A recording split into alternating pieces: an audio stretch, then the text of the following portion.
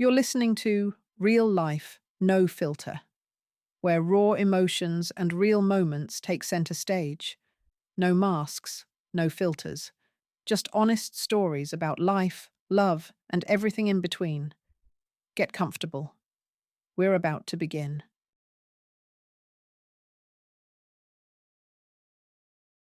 Ellen closed the last file, feeling the weight of fatigue settle on her eyelids. Her gaze slid to the clock, 10 in the evening. An involuntary wow escaped her chest. The phone in her hand came alive, showing 3 missed calls from Paul. Dialing his number, she nervously tapped a pen on the desk. Long rings made her heart clench, and Ellen was about to hang up when his voice came through the receiver, sounding unusually cold. "Yes, darling." Ellen's voice sounded guilty, almost fawning. "I'm sorry." In response, only a long sigh, but the call didn't break, and that offered fragile hope. "I know I promised to be back earlier today," she continued, "but this project—" Paul interrupted her. "The project, of course, Ellen.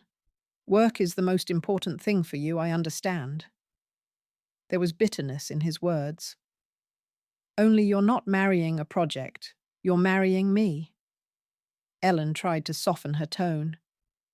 "Paul, our wedding is in a month, I remember." After a pause, he said, "All right, I'll wait for you at home." "I'll be there soon, my love," she promised. Hanging up, Ellen slowly exhaled. How could she have forgotten her promise to finish early? However, there was nothing to be surprised about. Work had consumed her entirely for many years, remaining her only passion, until Paul appeared in her life 2 years ago. She smiled, looking at the thin gold ring with a large diamond sparkling on her finger.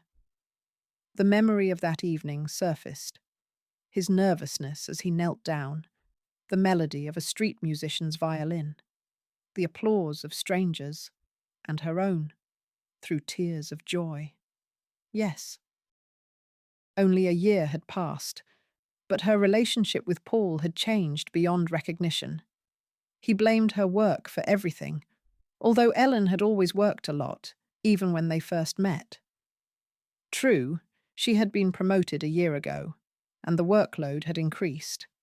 Now, a project was at stake, on which the future of the entire firm depended, and Ellen simply couldn't let her colleagues down.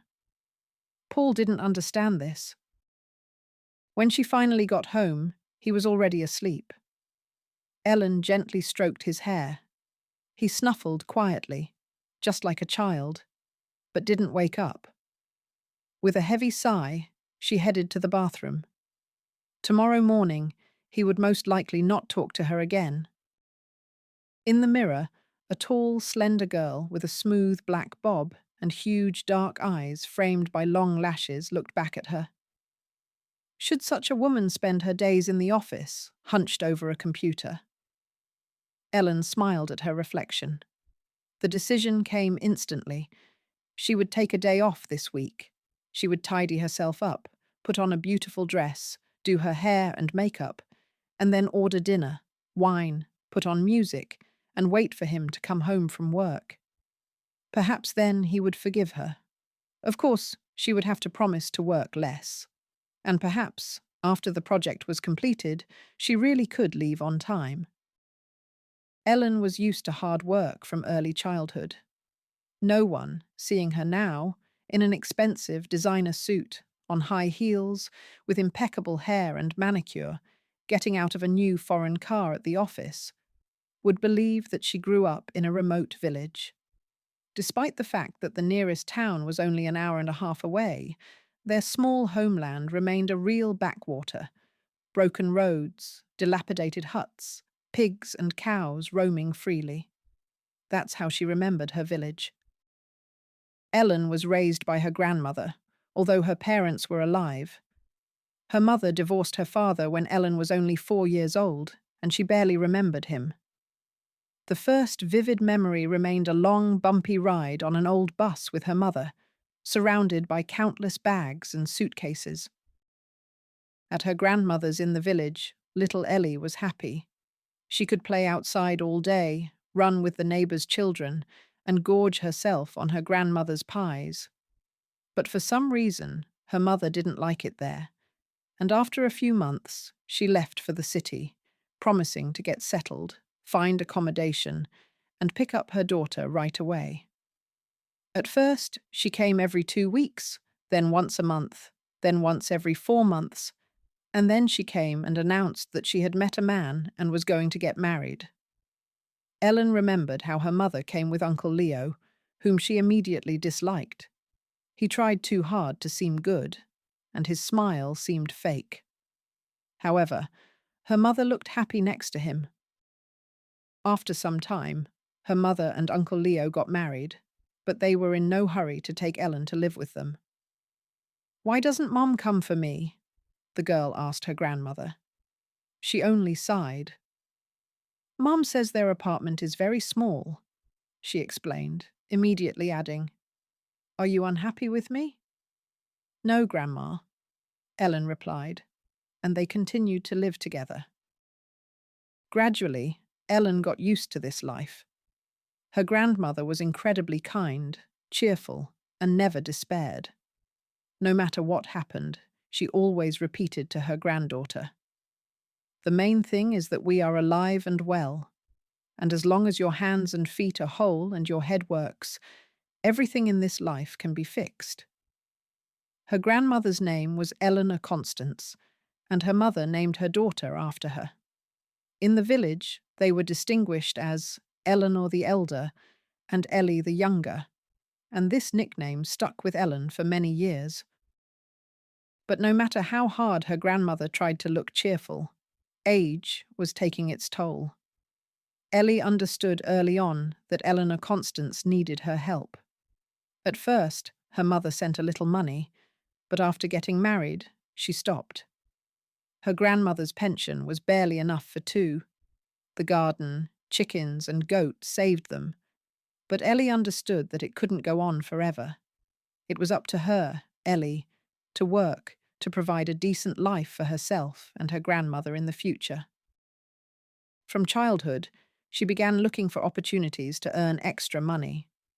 Some village women went to the city to sell vegetables, fruits, eggs, and milk, but her grandmother didn't allow Ellie. "You're too young to go to the city alone," she said. "And trading at the market? How awful. Don't worry, little one. We'll have enough money." Ellen heard her grandmother's words, but saw how Eleanor Constance denied herself many things for her granddaughter's sake. Her grandmother hadn't bought new clothes in a long time, and her winter boots had been patched up by the neighbor, Uncle John, for the 4th or 5th time.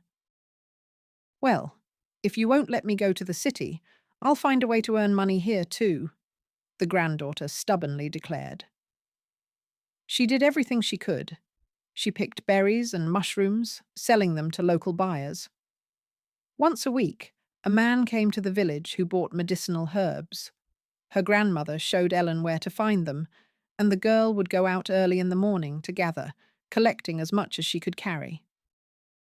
She also learned that the local shop accepted empty glass bottles. Many people in the village had accumulated them, but no one wanted to wash them to turn them in. Ellie didn't mind. She went around the houses, collected all the bottles, and brought them to her grandmother's yard. That way, the villagers got rid of clutter, and Ellie earned some money. She also collected scrap metal with the local boys. Taking her into the team, their leader, Freckled Andy, explained the rules. "If you want to be with us, fine. What you find is yours. But it doesn't matter that you're a girl. You haul metal for everyone.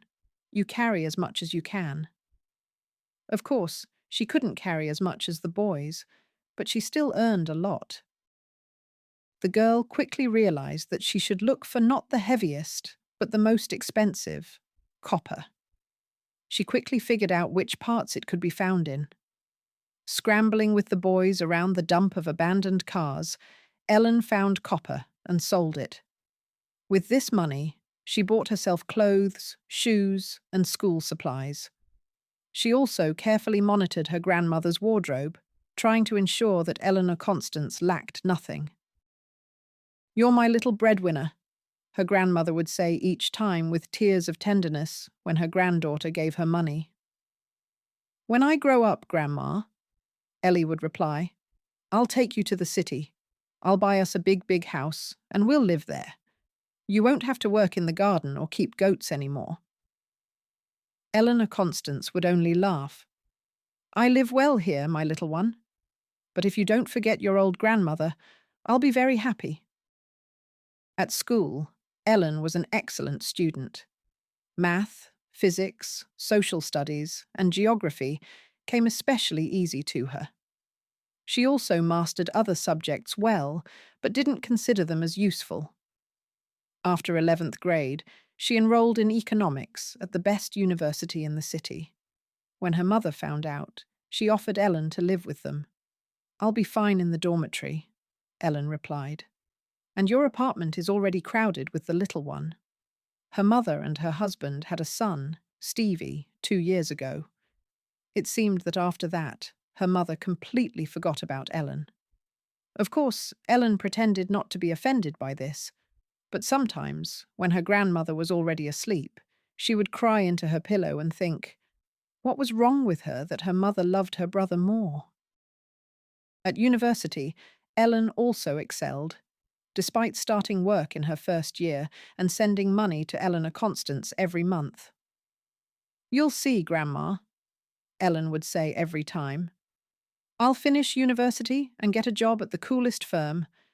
Then I'll move you in with me, and we'll live well." Her grandmother would only smile in response. "The main thing is that you are well, granddaughter," she always replied. Ellen passed all her exams with excellent marks, received a red diploma, and was about to go to the village when her mother called. "Ellie," she sobbed into the phone, "your grandmother has died."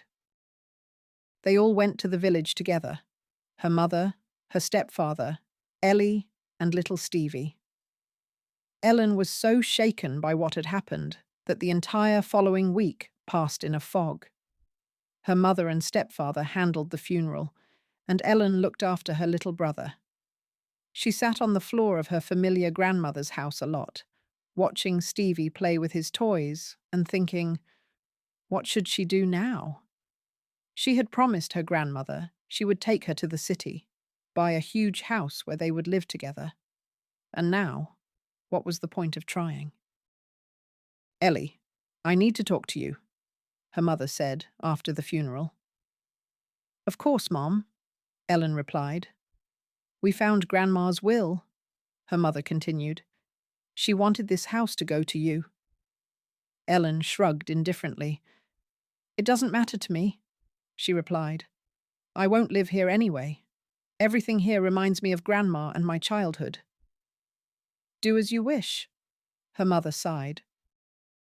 A week later, Ellen gathered her strength and returned to the city. This was the life she had dreamed of since childhood. She got a job, and for all the subsequent years, all she did was work her way up. At 28, she became the youngest managing director in a large company. Only her personal life wasn't working out. Although "wasn't working out" isn't quite the right phrase. Ellen simply didn't let anyone close until she met Paul. Perhaps it was love at first sight, or perhaps it was simply time to experience strong feelings. But mutual attraction arose immediately. Paul was her complete opposite, light-hearted, cheerful, carefree. He seemed to balance the serious Ellen. He had his own fitness studio. He started as a trainer, then gathered a team and opened his own business. Ellen immediately warned him about her busyness, to which Paul replied, "It's okay. I love my work too.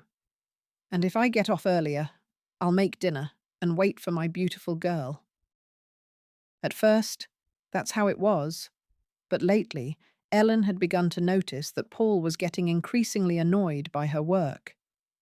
Arguments started. That's when Ellen decided to surprise him. She had to act so that her fiancé wouldn't suspect anything. After the argument, she tried to text and call more often. In one of these conversations, she asked, "What time are you finishing today?" "Why?" Paul asked, wary. "Nothing," Ellen immediately replied. "It's just that I'll be staying late again today. Sorry." It suddenly seemed to her that her fiancé sighed with relief. "Yeah, I'll be back late today too, so it's no big deal." Ellen smiled. "Thanks for understanding." "Of course, darling." He hung up. "He's probably still upset." Ellen sighed. "It's okay. I'll melt his heart today." Her new dress had just been delivered, thin, made of delicate red fabric, perfectly emphasizing her figure. "In this dress, he'll definitely forgive me," Ellen said contentedly, putting it back in the box. Her colleagues were surprised when she announced she would be leaving early today, but of course, no one dared to ask their boss aloud. Ellen arrived home, parked in her usual spot, and was surprised to see her fiancé's car next to hers. He must have taken a taxi today, she thought. Excited, she didn't even wait for the elevator and ran up to the 5th floor. Opening the door, she froze on the threshold. Paul's carelessly discarded sneakers lay in the hallway, along with some red women's sandals. No, Ellen thought. This only happens in bad comedies, not in real life. She took a deep breath and exhaled, trying to compose herself. She calmly placed the box with the dress on the floor, took off her shoes, and slowly walked into the apartment. Almost immediately, her fiancé's voice came from the bedroom. Ellen slowly entered the room. The first thing she saw was Paul's back. Then she noticed the girl. "So," Ellen said calmly, "so I wasn't imagining it when I heard joy in your voice at the news that I would be home late today." Paul immediately turned around. There was such fear in his eyes that Ellen even found it funny. The young blonde girl shrieked loudly and pulled the blanket over herself. "Ellen!" Paul said, astonished. She expected any reaction, clumsy excuses, pleas for forgiveness. But her fiancé managed to surprise her. He sighed sadly and said, "Well, perhaps it's for the best." Then he turned to the girl huddled under the blanket. "Jane, wait for me in the car, please. I'll be down in half an hour." Ellen watched with surprise as Jane fearfully got out from under the blanket, quickly dressed, and disappeared into the hallway. A second later, the front door slammed shut. "All right," Ellen said. "And what does all this mean?" Paul sat on the bed, rubbing his temples wearily. "It means I'm tired and have been thinking for a long time that we should break up." Ellen walked over and sat next to him. "But why?" she asked. "I thought we just had some small problems." Her fiancé shook his head. "The problem is much deeper. We are too different. It's not even that you work a lot. It's that work is much more important to you than I am. And it's always been like that." He looked at her. "And I can't do that. I'm built differently. I'm not an achiever. I like to work, but I'm not ready to live in my gym like you live in the office. I want to enjoy life, and you don't know how to do that." "Well, perhaps you're right. It will be better for both of us." "I'm sorry," Paul said. He stood up, took out a suitcase, and began packing. Ellen went to the kitchen and sat there until she heard the front door slam shut. "All right," Ellen said to herself. "At least I have my job. I'm about to finish the project. After that, I'll take a vacation and start a new life." Only things didn't turn out at all as she had planned. A week later, arriving at work, she discovered that her office was being searched. "Ellen?" A strange man in a black suit addressed her. Yes, she replied, surprised. What's happening? He ignored her question. Come with me to your office. I need to take your statement. It turned out that the firm's management was suspected of large-scale fraud. From that day on, work at the office was frozen, and the leading employees had all their accounts and property seized. Wait, Ellen said. Does that mean my property is also seized? Yes. Your car, apartment, and all bank accounts. And for how long? Until the circumstances are clarified, he replied coldly. But I had absolutely no idea. So what should I do? Stay with friends or relatives. Ellen signed some papers and went home. She was allowed to take only the essentials before she had to move out of the apartment indefinitely. On the way, she, of course, called her lawyer, but he couldn't say anything encouraging. The charges are serious, he said, and investigations into such cases take a long time, months, or even years. And will my property be under arrest all this time? He sighed. I'm afraid so, Ellen. The only place she could go was her old grandmother's house in the village. After her grandmother's death, Ellen had never been back there. At first glance, the house hadn't changed, except it had become even more dilapidated. Ellen took out an old, rusted lock from her bag. Well, hello, Grandma, she said softly. As a child, the house seemed much bigger to her. Now everything looked small and old, but more familiar. Ellen walked through the room and sat on the bed where she used to sleep. What should I do now, Grandma? She asked the empty room. I thought I had everything in my life. It turns out you can lose it all in an instant. A fiancé, love, career, money, an apartment. And what do I have left? Your little house that I completely forgot about. And then, for the first time in many years, she cried bitterly and heavily. Ellen woke up in the morning. She hadn't even noticed falling asleep and had completely forgotten to close the curtains. Bright sunlight woke her up. Well, she sighed.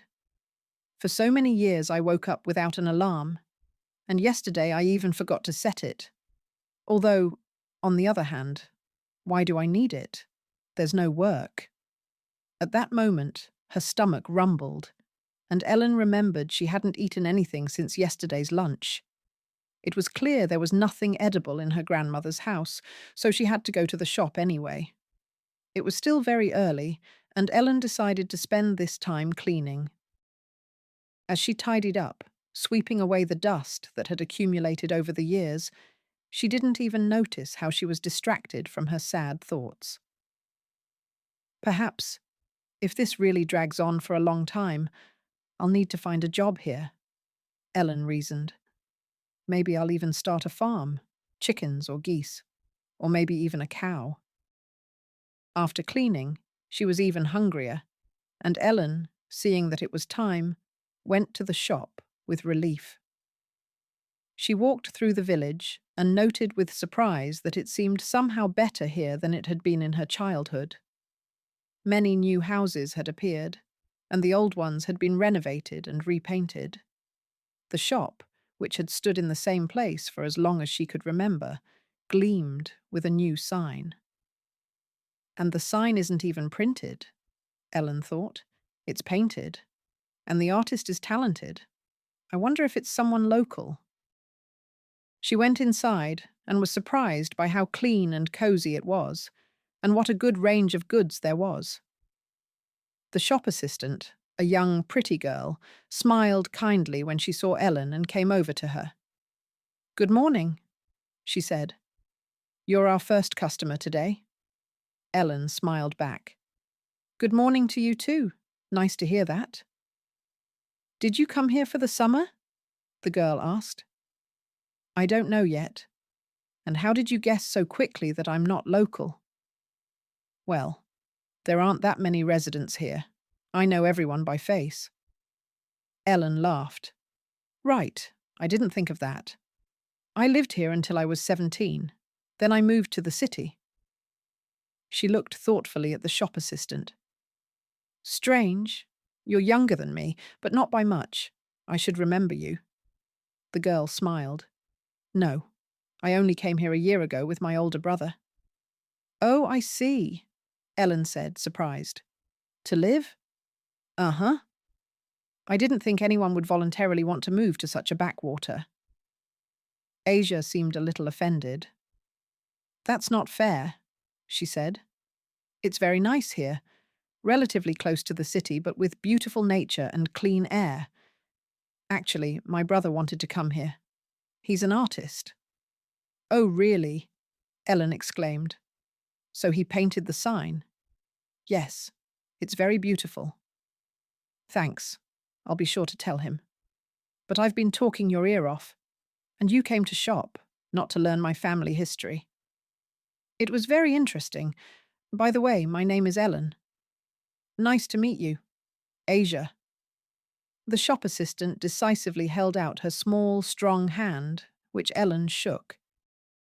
After that, she dictated everything she wanted to buy. Asia quickly brought the requested items and advised her on what was best to take. By the end, the girls were quite pleased with each other. Where do you live? Asia asked. The second to last house at the edge of the village, Ellen said, on the side where the lake is. That's great, Asia said happily. My brother and I live in the very last house. I'll be sure to introduce you sometime. Okay, Ellen replied. I'd be happy to. The weather was beautiful, and Ellen decided to eat outside. She didn't feel like cooking, so she just made herself a few sandwiches with cheese and sausage on delicious fresh bread, brewed some fragrant tea, and went out onto the porch. The sun was shining, the birds were singing, and Ellen sat, ate, and enjoyed the beautiful summer day. Suddenly, she thought with surprise that she couldn't remember the last time she had just sat like this, without work, without plans, without thinking about business. Suddenly, a meow sounded near her feet.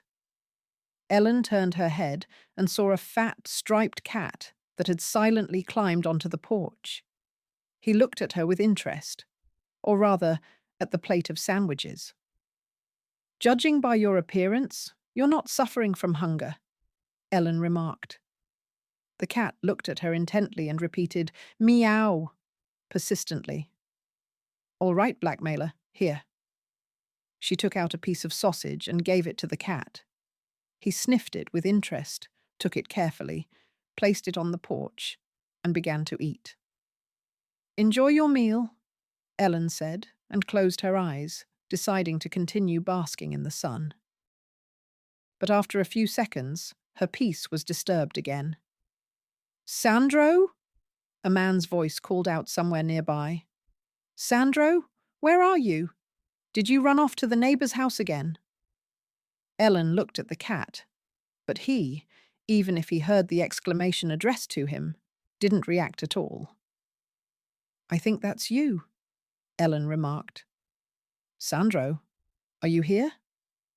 The gate swung open, and she saw a handsome, blue-eyed man with slightly curly blonde hair and a small, light brown beard. He clearly didn't expect to see anyone here but the cat, so he was very embarrassed. I'm so sorry. My cat is behind me. He constantly runs off to this house, so sometimes I come in to catch him. But honestly, besides the cat, I haven't touched anything here. Ellen smiled. It's all right. You have a very cute cat. She looked at Sandro, who, having finished the sausage, began to wash himself as if nothing had happened. He's already begged food from you too, the cat's owner said sadly. It's impossible to refuse him, Ellen replied. And you, I suppose, are that artist, Asia's brother? That's me, he said, surprised. I don't think I've earned that title yet, at least if you meant it in a good way. But yes, I am indeed Asia's brother, Arthur. He held out his hand, as strong as his sister's, only much larger. Ellen, the girl said, shaking his hand. Nice to meet you. If I had known someone lived here, I wouldn't have intruded so unceremoniously, he said. I only arrived yesterday, Ellen replied. So you couldn't have known about me, and I met your sister just a couple of hours ago when I went to the shop. Well then, it's all clear. Are you staying long? I don't know myself yet, but most likely yes.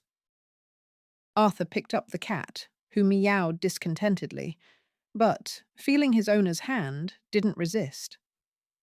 Come visit us any time, Arthur said. I'm often home, unless I go somewhere, and my sister works until 6, and then she'll come home too. Okay, Ellen replied. I'll definitely stop by sometime. Just give me a couple of days to settle in and get everything in order here. Of course, Arthur replied. If you need my help, just ask. The doors of our house are always open, literally. The neighbour and the cat left, and Ellen reached for her phone. She was waiting for a call, from the lawyer, with good news about the firm's case, or from Paul. Thinking about him, Ellen immediately swore. Business. I'll go do something useful. Ellen spent the rest of the evening tidying the house. She washed the windows until they sparkled, brushed away the remaining cobwebs from the walls and ceiling, vacuumed the furniture and the huge, heavy rug that covered the entire room. For as long as she could remember, it had always been there. It seemed her grandmother never took it outside and cleaned it right where it was.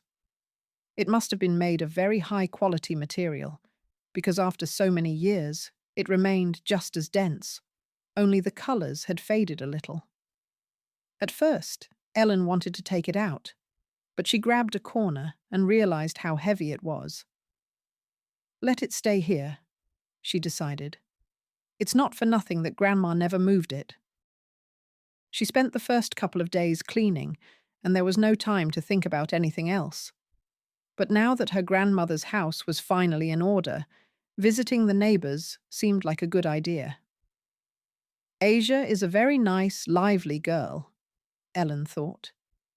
Besides, we'll find common ground, as she clearly has a business streak, and her brother is probably just a nice eccentric. Well, you can sometimes talk to people like that too. Out of curiosity, she decisively stood up, left the house, hung the same rusted lock on the door, and headed towards the neighbours. She immediately noticed how different their house was. Ellen no longer remembered who lived there in her childhood, but it was surely a simple village house. Now it was renovated, plastered, and painted a delicate salmon colour. Beautiful, Ellen thought, and very unusual. She walked up to the gate and pushed it. It wasn't locked. An old SUV stood in the courtyard. Asia probably used it to go to the city for goods for the shop. And there were flowers growing in the yard, the most ordinary wildflowers. This seemed strange, because they were usually considered weeds and pulled up, and then flower beds were made and cultivated flowers were planted. "Arthur!" Ellen called out. "Asia!" "Meow!" came the reply. Sandro was sitting on the porch, squinting in the sun. "Hello, friend," Ellen greeted him. "Where's your owner?" "I'm here." A voice sounded unexpectedly close, making her jump. Ellen hadn't noticed she was standing near the open window from which Arthur had replied. "Sorry, didn't mean to scare you." "It's all right. I just got bored at home. So I remembered your invitation to visit." Arthur smiled. "I'm very glad. My sister was upset that you weren't coming by and wanted to stop by your place this evening." He squinted slyly. "If you're not too busy right now, we could take a walk. I was just looking for a new spot for my painting." Ellen shrugged. She didn't particularly like pointless walks, but there was nothing else to do anyway. "Okay," she replied. "Then I'm coming."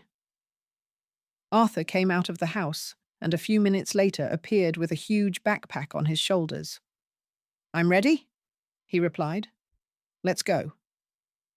"Should we close the door?" Ellen reminded him. "And the windows. What if someone gets into the house?" He shrugged. "Everyone here seems like good people. But if someone decides to do that, well, it will be on their conscience." What a philosophy, Ellen thought, but didn't say anything aloud. They went out the gate, and Arthur confidently led her along the path. At first, Ellen thought they would go to the small lake at the end of the village, where she often swam as a child, but they walked along the shore without even stopping. "Tell me about yourself," Arthur suddenly asked. "You're so mysterious." Ellen smiled. "I don't know why you think that. This house was empty, but now I needed a place to live, so I moved here. That's all." "Well, it's your business. I won't pry. It's just that you're clearly not the kind of person who would come here willingly." "Well, then I can say that you and your sister are no less mysterious figures." He laughed. "That's true. What do you think? Maybe we'll stop here?" "I think it's a good spot." Talking, Ellen didn't even notice how much time had passed. She only came to when Arthur spoke to her again. "I think that's enough for today." "Can I see?" Ellen asked. "Of course." He stepped aside, and she saw the painting, and she was very surprised. Ellen expected just a landscape. It was a complete surprise to see herself there.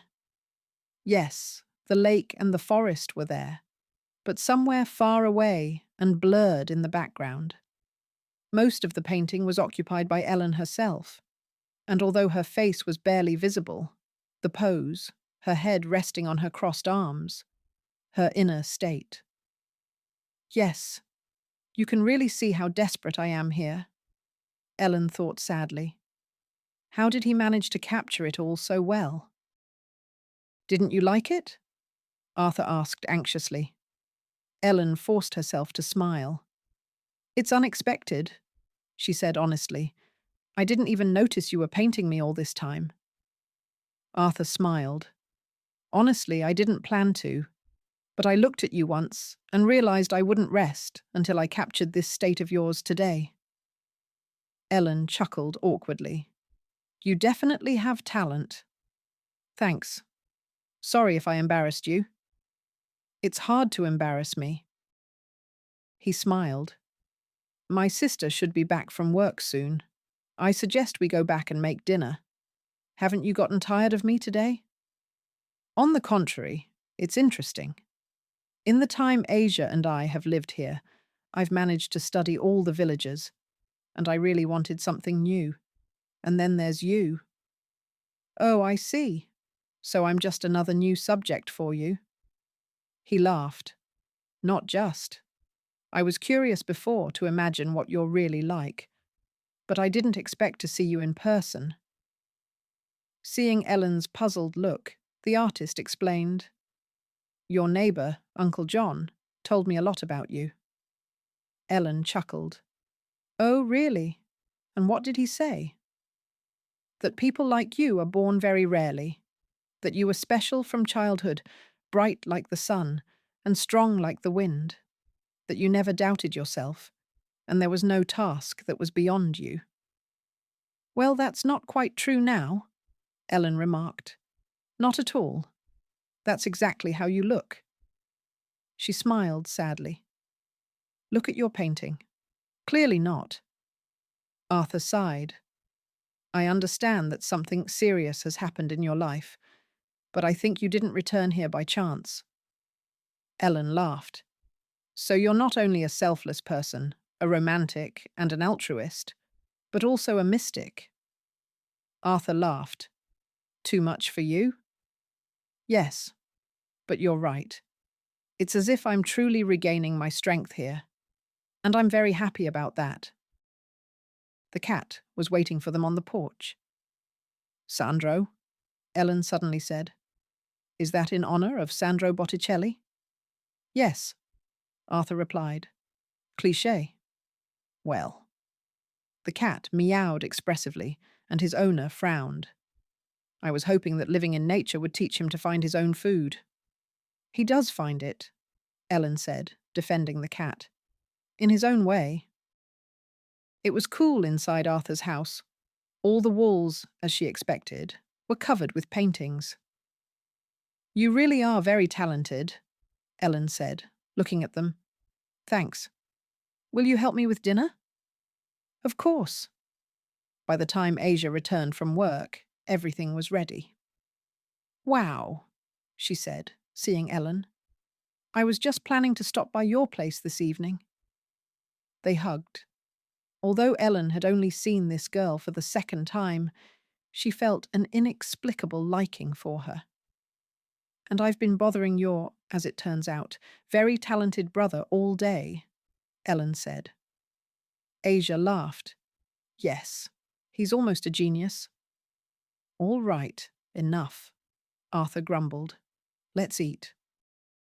At dinner, Ellen decided to talk about Arthur's paintings again. What I saw today is simply amazing. She deliberately addressed Asia, hoping the girl would be on her side. And it's a crime that Arthur's paintings are just hanging in your village house and no one sees them.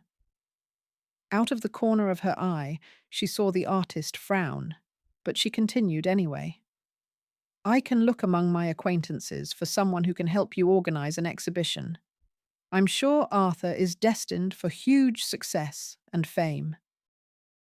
To her surprise, Asia smiled and shook her head negatively. Thank you for the offer, she replied, but we don't need that. What? Ellen thought she had misheard. All right, Arthur, but you, Asia, when I first met you, I thought you were just like me. You have business acumen and... We don't need fame, attention, and success. Arthur interrupted her suddenly. We had our reasons for coming here. I don't want any big exhibitions. I just want to live here quietly and peacefully. Ellen looked at his sister, and for a few seconds, it seemed to her that tears glistened in Asia's eyes. What's happening? Ellen wondered. I just wanted to help them. All right, she said aloud. I've interfered in something that's not my business. I see that you have some personal reasons. She carefully got up from the table and stroked Sandro's back, who was perched on a nearby chair. And anyway, I've overstayed my welcome today. It was a good day. Nice to meet you. Goodbye. Neither the brother nor the sister said a word, and only when Ellen had already left their gate, a breathless Asia suddenly caught up with her. Ellen, wait! Ellen looked back. Judging by the girl's slightly reddened eyes, she really was on the verge of tears. Forgive us, Asia suddenly said. Honestly, I really want to be friends with you. And my brother liked you too, which is rare. He tries not to let people get close, and there are reasons for that. Anyway, we really want to be friends with you. And about the gallery. It was a wonderful offer, if it had happened under different circumstances. I'm sorry I can't tell you everything. She suddenly grabbed Ellen's fingers with her small, strong hands and squeezed them tightly. Just, please, believe me that there are reasons why we came here and are trying to lead this quiet, peaceful life. And promise not to be offended at us. Okay, Ellen replied. I won't. The days passed quite calmly. Ellen called her lawyer, tried to contact someone from the firm's management to find out how things were, but there was no news. The investigation is ongoing, and when it will end and what the results will be is still unclear. There was only one thing left, to wait, and that was the worst part. To keep herself busy, Ellen started getting closer to her neighbours, She helped Asia at the shop. A few times they went to the city together for goods. Then Ellen helped unload, arrange, and handle documentation. "This is completely below your level," she once told her new friend. "You could easily handle a whole chain of supermarkets. If you worked for me, you'd have been in charge of a huge department long ago." Asia only smiled. "I'm happy here," she replied. I. Ellen noted this strange phrase to herself, but decided that the time to learn the details hadn't yet come. In the moments when she wasn't helping Asia, she would visit Arthur. A few more times he took her out into nature, and Ellen was surprised each time. She had lived here for so many years, but Arthur, who had arrived recently, easily found places so beautiful that it took her breath away every time.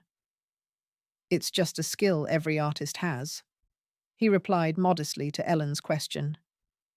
"Another one of your talents?" she clarified.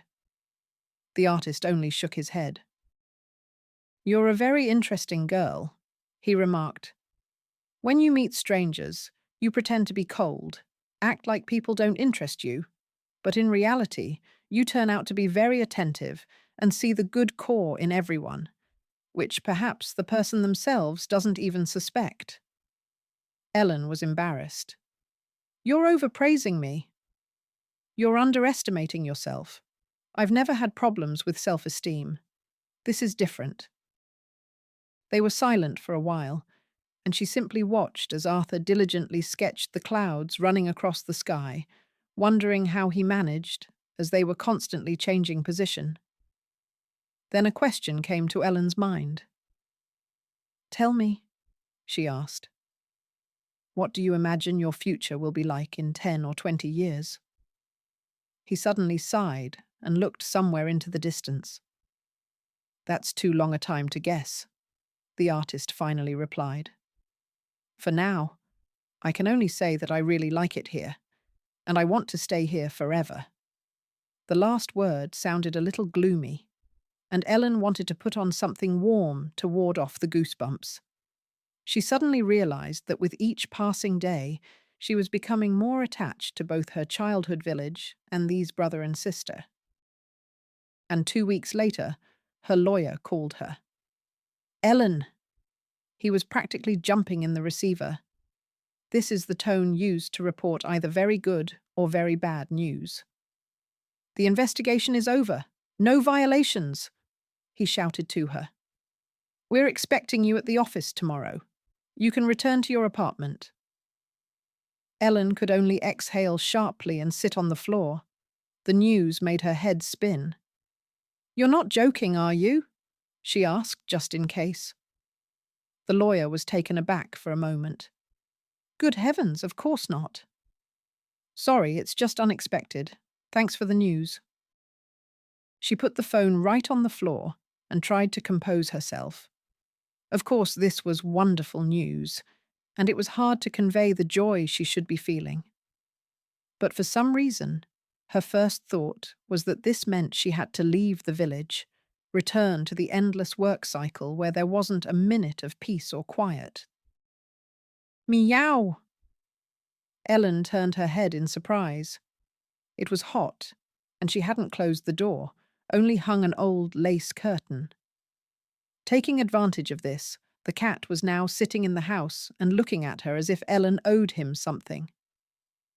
"You're a bold one," Ellen said. She got up, cut a thick slice of sausage, and gave it to the cat. He didn't even look at the treat and repeated persistently, "Meow." "All right, Your Holiness Pernus. I don't have anything else. Either eat this or go home and bother your owner." "Meow." Ellen sighed, scooped up the striped rogue, and went to her neighbours. "Arthur!" she called out the window, which was open as always. "I brought the cat." No one answered. "Arthur?" Silence. She could have left Sandro there, but for some reason, Ellen decided to go into the house. She saw Arthur immediately. He was lying on the floor unconscious. "Arthur!" She rushed to him, checked his pulse. Alive. She immediately called Asia. She explained the situation. "I'll be there in a minute," Asia replied immediately. Ellen started thinking about what to do. His heart was beating. He was breathing. She cautiously patted his cheek. Arthur tried to open his eyes. "Can you hear me?" Ellen asked. "Hold on, I'll call an ambulance." "Don't," he whispered. "My sister." "I'm here." Asia quickly slipped into the kitchen and returned with a glass of water and some kind of pill. She helped her brother swallow it. Then she and Ellen together moved him onto the sofa. Once she was sure he was out of danger, Asia led Ellen out onto the porch. "Do you know what's wrong with him?" Ellen asked. Tears appeared in the girl's eyes. "I know," she replied briefly. "It's hereditary. My mother had the same thing." Ellen was too flustered to find the words. "No. Well, I mean, there's a deep lesion of the nervous system. There's one injection. It's expensive, and it costs so much that no fund will help." Ellen swallowed. She made a decision instantly. "Tell me how much." Asia named the sum. Ellen just whistled. "Exactly." Asia smiled bitterly. "And we constantly don't have enough money. That's why we moved here. Arthur wants to paint while he can, and live these years with me in peace." And then she started to cry. Ellen just silently hugged her. Her mind at that moment was occupied with something completely different. She spent the rest of the day on the phone. Even if she sold her apartment, car, and took all the money from her accounts, there was still a significant sum missing. Where could she get it? Ellen asked aloud. "Oh, Grandma, if only you were alive. No matter how poor we were, you always came up with something, always got money from somewhere." She suddenly remembered that when she asked where the money came from, Eleanor Constance would say, "The house spirit gave it to me, but you can't just take money from him, only for a great need." Ellen had difficulty falling asleep that evening. Before bed, she thought about her grandmother, and so she was hardly surprised when she opened her eyes and saw Eleanor Constance sitting by her bed, gently stroking her granddaughter's head. "Grandma," Ellen said, surprised. "Am I dreaming?" "Of course, my little one." "Did I do something wrong?" "You're doing everything right, my dear. I just don't understand one thing. You started living in my house. You cleaned everything up. But why didn't you shake out the rug properly?" Ellen couldn't find anything to say to that, and her grandmother smiled again and disappeared. Ellen woke up with a pounding heart. She grabbed the heavy rug and began rolling it up. "Nonsense," she muttered aloud. "I've just gone mad." But suddenly, on the floor, she saw an almost invisible square door. There was no handle, so she had to struggle, pushing a thick knife into the crack. The door yielded and opened, revealing a passage into something like a small cellar, the size of a closet. Ellen shone her phone flashlight down and discovered an old metal chest at the bottom. Not believing her eyes, she opened the lid and gasped. "Well, how is he?" Ellen asked Asia. She hadn't been able to make it to Arthur's discharge because she was held up by business in the city, but she rushed over as soon as she was free. "He's sleeping," Asia said. "Sorry, I would invite you in, but I'm afraid of waking him."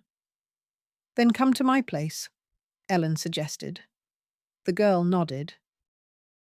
When they arrived at Ellen's and sat down at the table, Asia said, "I haven't even properly thanked you for saving my brother.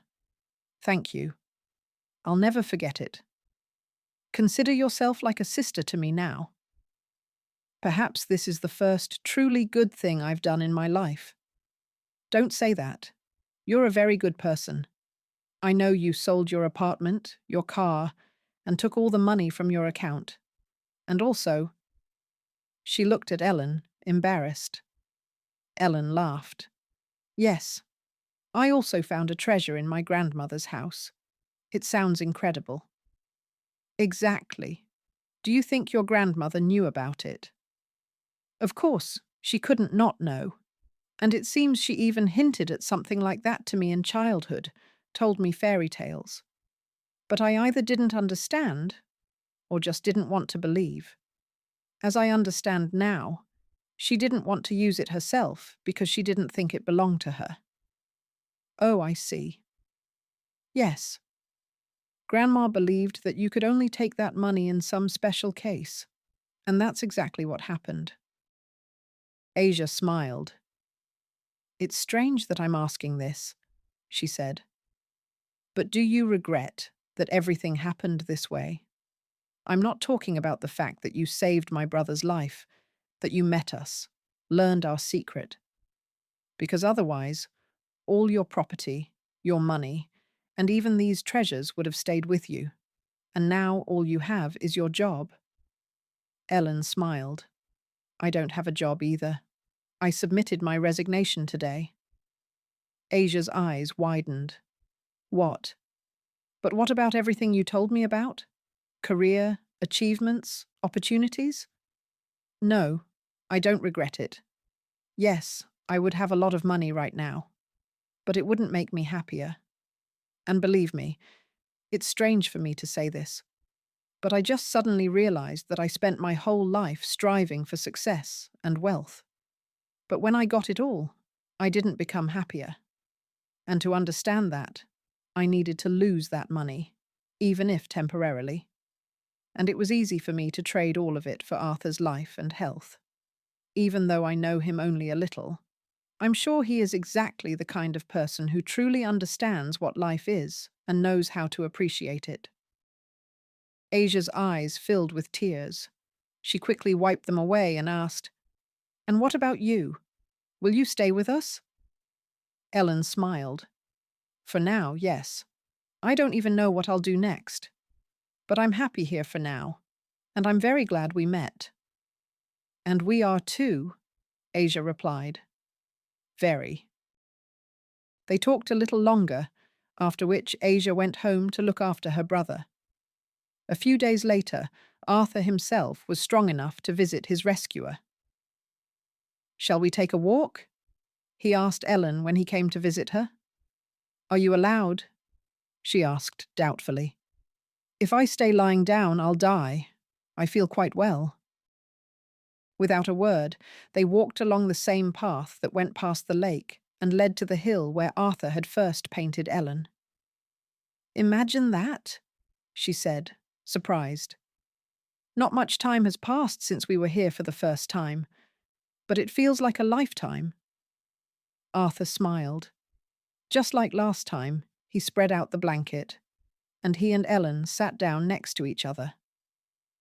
In my opinion, he replied, that's what's beautiful about life.